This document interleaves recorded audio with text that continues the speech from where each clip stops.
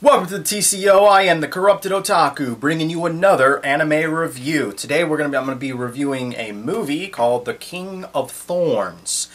Now, this movie within itself was, I was somewhat skeptical, and I could almost say it's not really exactly what I was expecting it to be.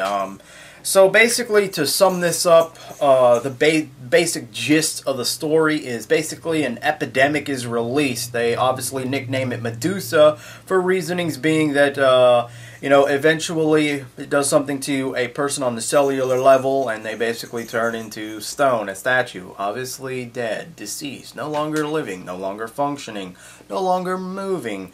So, obviously it did make sense, seeing as how it takes place in the world, that they actually nicknamed this epidemic, this plague, Medusa. Well, they take over about 100 people that have been infected with this, handpicked, or they paid to actually get in to do this, to go in a cryogenic state to see if they could eventually be cured in 100 years or so. And that's pretty much where the movie starts to take off in its own right. Basically they all go into this cryogenic state and then they wake up and the castle that they are actually in is covered in vines and thorns. And right off the bat, I get this, myself, this is just me, it's not a spoiler in any way because this is what I thought was going to happen. I seen them waking up to the, this castle that's now covered in thorns. It's got these really fictional creatures in it. And I was sitting there, I was like, people that go to a cryogenic sleep, they wake up. Maybe they were sleeping too long. And now humans within themselves are no really longer on Earth. And now they're the last humans, probably obviously still infected, and they now have to deal with this fantasy-type realm. They then also eventually learn that the creatures, some of the creatures that they actually kill, are actually infected with this particular disease, and they turn to stone as well.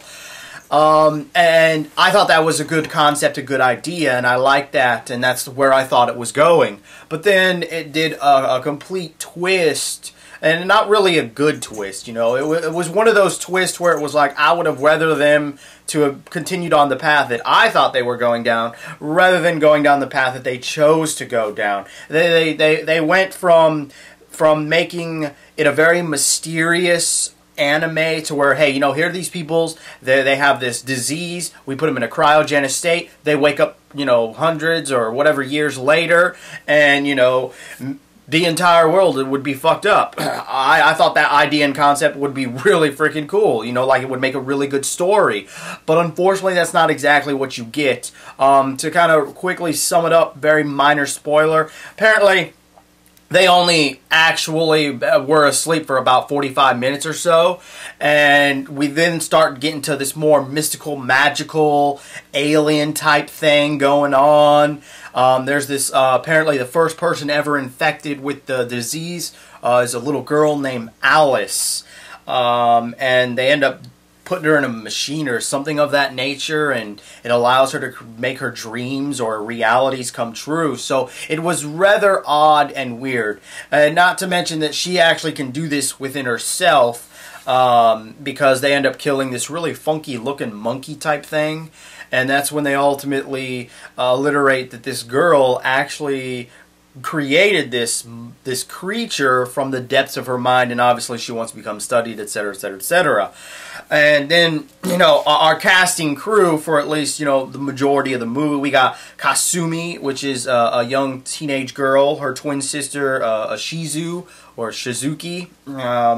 as well. Obviously, only one of them ended up in the cryogenic state, so I thought that was going to be a very good twist within itself for them to wake up and maybe, even if it is 100 years later, maybe her sister's still alive, but she's all old and decrepit and they see her. But obviously, because the movie doesn't go into the direction I thought it was going in, obviously that did not happen.